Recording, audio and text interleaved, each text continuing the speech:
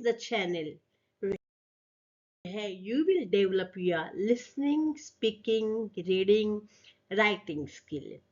Smart learning, fast learning, a step towards proficiency. Please like, share and comment my channel and subscribe with the crown by pressing bell icon to get time to time notification. Today's topic is very important and one part of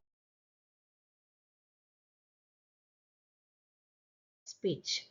In part 1, we have studied about figure of speech and whatever the remaining are there, we are studying in this lesson, in this video. Let's see what is actual figure of speech. Figure of speech means making language more appealing and less mechanical.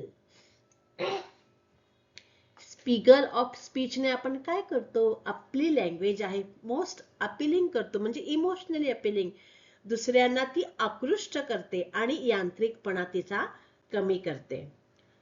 Convey complex ideas easily and make them understandable. ज्या काही संदिग्ध गोष्टी असतील, कठीण गोष्टी असतील, त्या अगदी फिगर ऑफ स्पीच मुळे आपण सहजपणे समोरच्या व्यक्तीपर्यंत, श्रोत्यांपर्यंत पोचवू शकतो आणि त्या व्यक्तीला त्या गोष्टी सहज समजतात. हा फिगर ऑफ स्पीचचा खूप मोठा फायदा आहे. Creative and unusual phrasing sticks in the mind, helping important messages, jokes or poems resonate through time. म्हणजे सृजनशील वाक्यांमुळे किंवा त्या काही शब्दांमुळे, फ्रेजेसमुळे की जे आपण दैनंदिन जीवनात वापरत नाही, असं क्वचितच वापरतो, केव्हा केव्हा वापरतो, या अशा वापरण्यामुळे फिगर ऑफ स्पीचमुळे आपल्याला जो काही मेसेज कन्वे करायचा आहे, जोक्स मधून काही संदेश द्यायचा आहे किंवा एखादा मॉरल व्हॅल्यू द्यायचा ते आपण सहज देऊ शकतो. तर अशा प्रकारे आपल्याला ह्या फिगर ऑफ स्पीचचा उपयोग होतच असतो. And the last one is helpful to engage audience. बघा, मोठमोठे श्रोते जे असतात त्यांचं जेव्हा आपण भाषण ऐकतो, कितीही कंटाळा आला तरी आपण ऐकतच राहतो, कारण त्यांची भाषण शैली जी असते ती खूप परिणामकारक असते. ते खूप चांगल्या प्रकारे आपले मत मांडू शकतात. मग अशा प्रकारे ऑडियन्सला, श्रोत्यांना आकृष्ट करण्यासाठी फिगर ऑफ स्पीचचा वापर केला तर नक्कीच त्याचा फायदा होतो आणि फिगर ऑफ स्पीचमुळे वाक्य अर्थपूर्ण बनतं, दीर्घकाल स्मरणात राहतं, वाक्यामध्ये एक प्रकारचा रिदम येतो. या सर्व गोष्टींमुळे आपण फिगर ऑफ स्पीचचा वापर करत असतो. The first one we are going to study a figure of speech is apostrophe. आता apostrophe म्हणजे काय, तर परोक्ष संबोधन हे मराठीमध्ये बोलतो, म्हणजे अपरोक्ष बोलणे, एखाद्याच्या अप्रोक्ष बोलणे, तो तिथे नाहीये असं गृहीत धरून बोलणं. In English, a direct address to the abstract entity God. बघा, संबोधून बोलणं, कोणाला बोलणं, abstract entity म्हणजे अमूर्त संकल्पना, म्हणजे गॉड ही एक अमूर्त संकल्पना आहे. आपण प्रत्यक्ष ती संकल्पना दाखवू शकत नाही, बरोबर की नाही.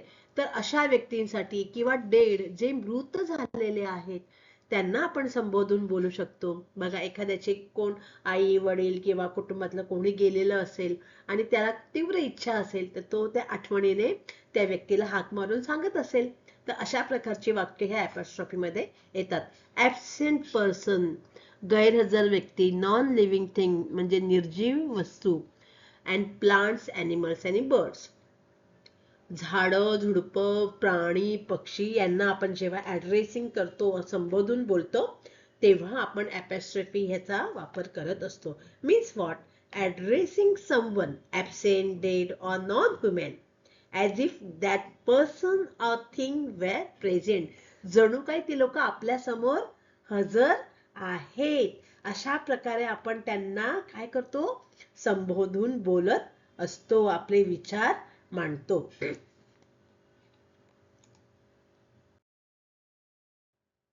हे बघा, God, It is an abstract entity, dead person, absent person, living thing, birds, animals, trees, and non-living objects to whom we are telling what we want to say.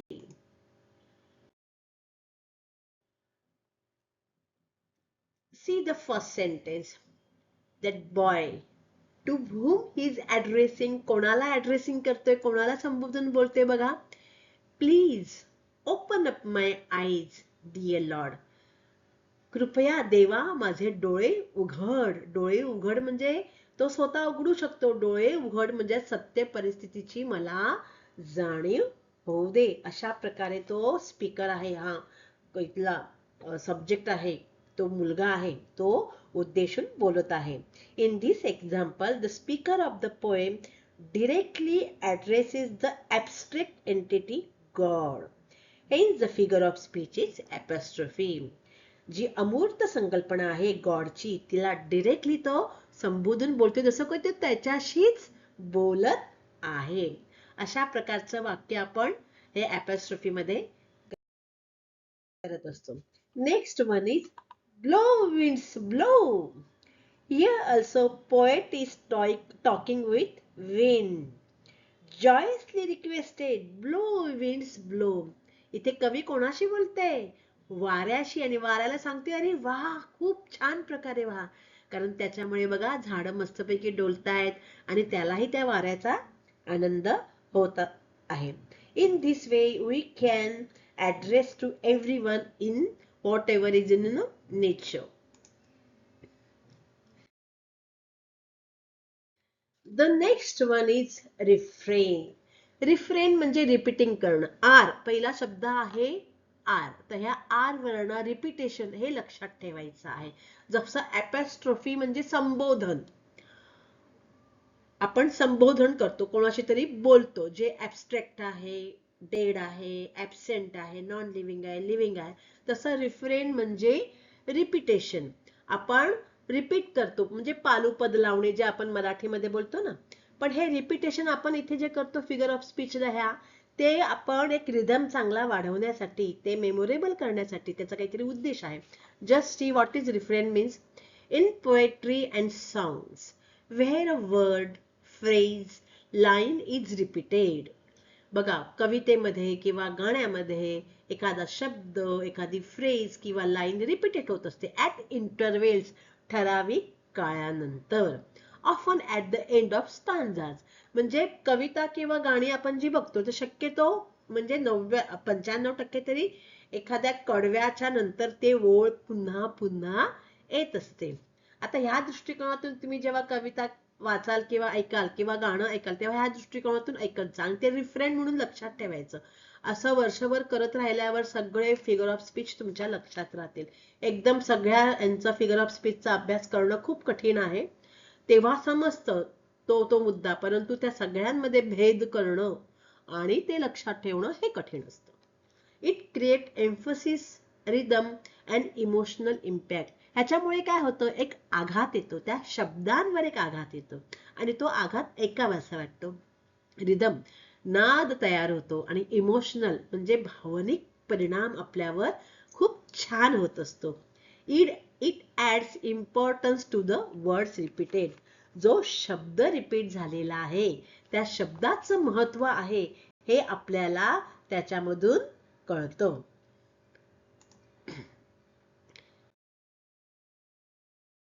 See the example. Twinkle, twinkle, little star, how I wonder what you are. Up above the world so high, like a diamond in the sky. Twinkle, twinkle, little star. ह्या poem मध्ये काय झालेलं आहे बघा. तो sound आहे, ती phrase आहे, ती लाईन आहे, ही रिपीट झालेली आहे. बरोबर. In this poem, this line is repeated and created what it created? It created rhythm, impact. आपल्यावर एक इम्पॅक्ट टाकते आहे. Twinkle twinkle little star. साधं जरी वाक्यात बोललं तरी बघा त्या वाक्याचा आपण त्या वाक्याला महत्व आहे. बघा तो स्टार कसा छान पैकी चमकतं, एक छोटासा स्टार आहे, पण ते किती छान चमकते, पटकन लक्ष राहते ते शब्दरचना बघा. तर अशी हे एक नाद तयार करण्यासाठी या रिफरेन्सचा आपल्याला उपयोग होतो. Reference means repetition. रिपिटेशन हे सारखं लक्षात ठेवायचं, जे पोएट्री मध्ये आणि सॉन्ग मध्ये आपण वापरत असतो. नेक्स्ट वन इज पन. पन म्हणजे श्लेषालंकार, म्हणजे एकच शब्द दोन अर्थाने वापरणं, जे आपण बऱ्याचदा विनोदी कार्यक्रम जे आहेत आपले, आता मराठीमध्ये आपण बघा चला हवा येऊ द्या, मागे पण मी तुम्हाला हे उदाहरण दिलं होतं, किंवा हास्य जत्रा सारखे कार्यक्रम, आणखीन काही विनोदी कार्यक्रम असतील, कपिल शर्मा शो असेल वगैरे, तर अशा ठिकाणी बऱ्याचदा एक शब्द दोन अर्थाने वापरला जातो आणि त्यामुळे तिकडे हास्यांचा कल्लोळ आपल्याला पाहायला मिळतो. म्हणजे अशा म्हणजे काय होतंय की वातावरण जे अगदी गंभीर वातावरण सुद्धा आपण काय करू शकतो, एका मस्त उत्साहवर्धक वातावरणामध्ये रूपांतरित करू शकतो, असा ह्या पनचा वापर होतो. व्हॉट इज द पन? A word is used with to meaning is called pun. It is usually used to create jokes, irony or a clever twist. Irony म्हणजे पण डबल मिनिंगच, पण तो तिकडे उपहास असतो, विरोध असतो, उपरोध असतो. तर अशा ठिकाणी आपण या जोक्स मधून किंवा क्लेवर ट्विस्ट असेल एखादी, तर टू मिनिंग साठी आपण पणचा वापर करतो. In short, a word is use for dual meaning. Double meaning साठी आपण वापरतो. जर दिलेल्या वाक्यात एखाद्या शब्दातून दोन दोन अर्थ निघत असतील तर तिकडे पण हे फिगर ऑफ स्पीच असते. See the example. Why did the maths book look sad?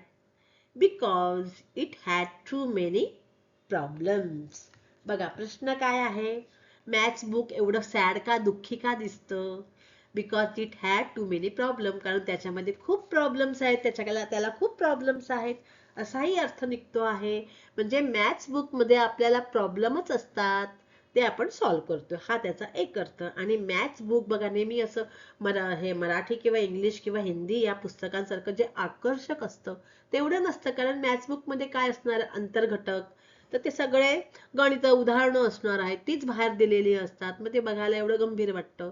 तर मग ते गंभीर वाटतं किंवा दुःखी दिसतं, तर कारण त्याला काही प्रॉब्लेम आहे का, अशा अर्थी एक वाक्य वापरलेलं आहे.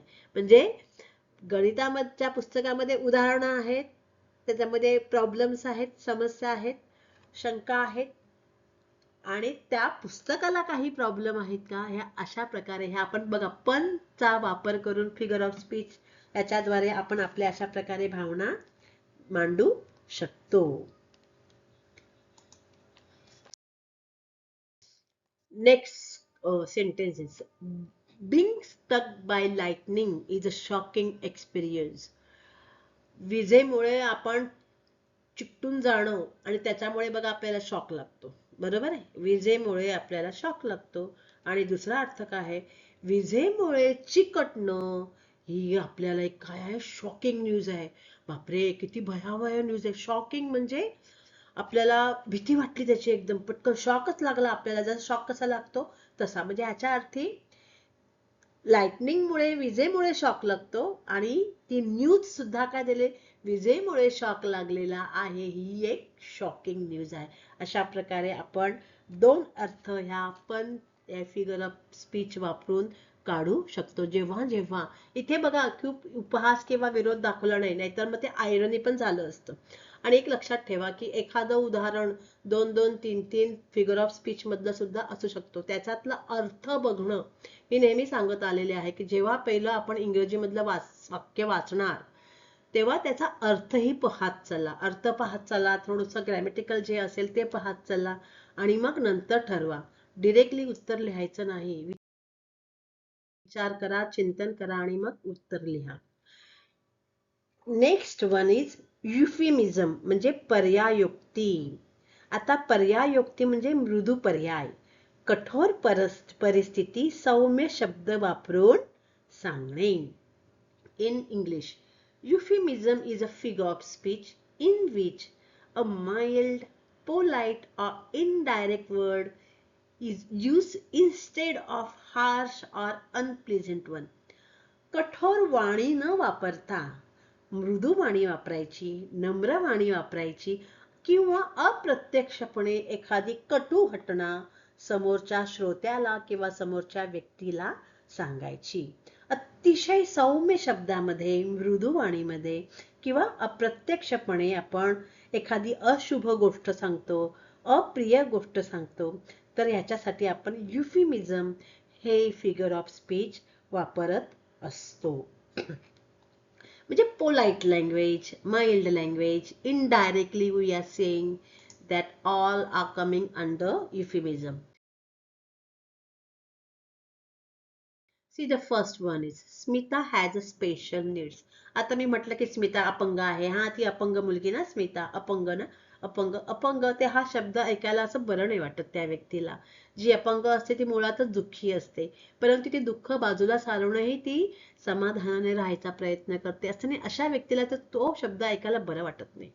मग आपण काय म्हणतो, हल्ली मराठीमध्ये आपण दिव्यांग म्हणतो, किंवा विशेष गरजा असलेली बालकं, विशेष गरजा असलेली मुलं, स्त्री, पुरुष असं आपण म्हणत असतो. इन इंग्लिश आपण म्हणतो स्पेशल नीड्स. विशेष गरजा असलेली लोक, विशेष गरजा असलेली स्मिता असं म्हटलं की तिला कसं वाईट वाटणार नाही. म्हणजे ही कटू घटना आहे, कटू गोष्ट आहे, अप्रिय गोष्ट आहे, ती आपण माइल्ड किंवा पोलाइट वे किंवा इनडायरेक्टली वे आपण बोलत असतो.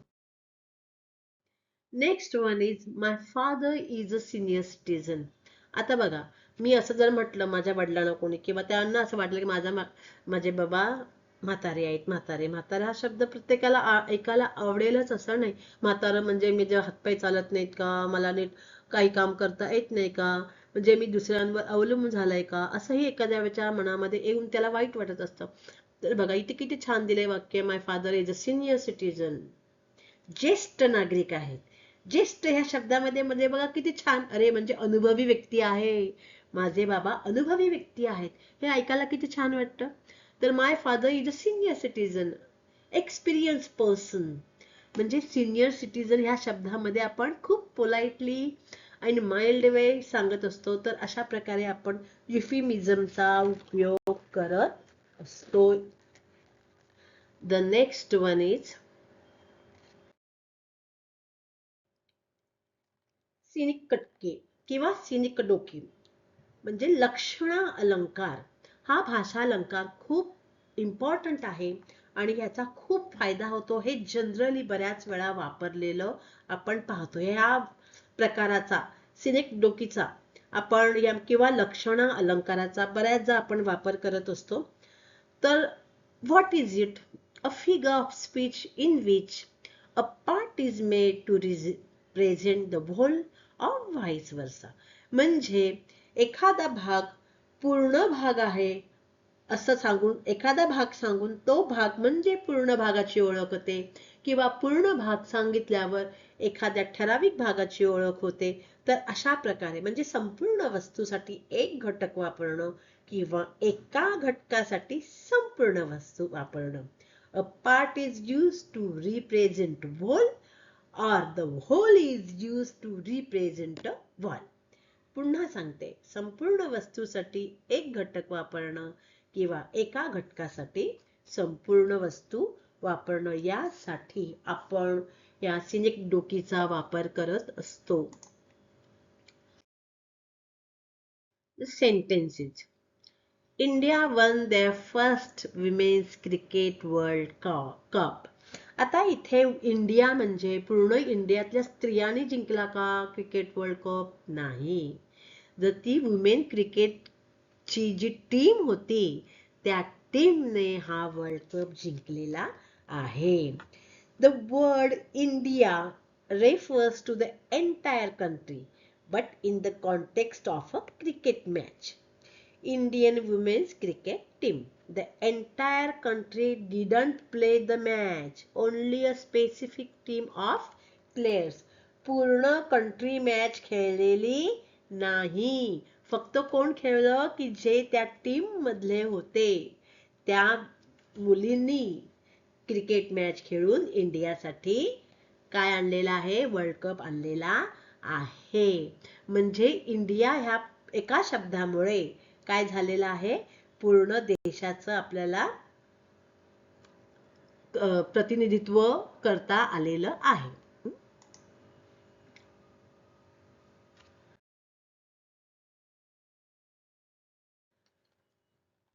Now see, I felt uncomfortable under my father's staring eyes. आता इथे बघा, या आईज मुळे म्हणजे स्टेरिंग आईज, जेव्हा वटारून बाबा बघतात त्याची मला काय होते, मी खूप अनकम्फर्टेबल असते. म्हणजे वटारून डोळ्यांनी पाहणं म्हणजे एक कठोर शिस्त दाखवणं, याचा अर्थ आपल्याकडे असा आहे, बरोबर की नाही. तर the eyes represent entire father of his complete presence, which is what made you uncomfortable, not literally just the organ themselves. केवळ डोळेच नाही त्याचं प्रतिनिधित्व करत, तर ते डोळे म्हणजे ते आपले पूर्ण वडील, आपले बाबा किंवा पप्पा ह्याचं प्रतिनिधित्व करतात. वटारलेले डोळे म्हणजे माझे बाबा असं तिला म्हणायचं आहे. म्हणजे त्या डोळ्यांमुळे त्या पूर्ण व्यक्तिमत्वाची छाप आपल्याला दिसून येते. म्हणजे एका पाठमुळे भोल आणि भोलमुळे पाठ, पूर्णमुळे एखादा भाग कळतो, एखाद्या भागामुळे पूर्ण अशी एखादी गोष्ट कळते. अशा वेळेला आपण हे सिनेक्डोकी म्हणजे लक्षण हा भाषा अलंकार वापरत असतो. नेक्स्ट वन इज मिटॉनिमी, म्हणजे सामिप्यमूलक लक्षणं, शब्द विपर्यास. सोप्या भाषेमध्ये शब्द विपर्यास. What is the meaning? Related thing is used instead of the main thing. मुख्य गोष्टीच्या ऐवजी त्याच्याशी संबंधित गोष्टीचा वापर करून एखादी गोष्ट सांगणे.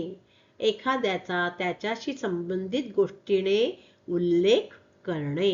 म्हणजे त्या व्यक्तीबद्दल किंवा गोष्टीबद्दल थेट बोलायचंच नाही, त्याच्याशी संबंधित गोष्टी आहेत त्याच्याबद्दलच बोलायचं आहे.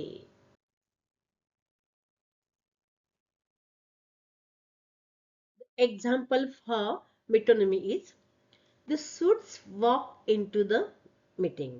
आता हा सूट हा शब्द आहे, हा कोणासाठी वापरतात?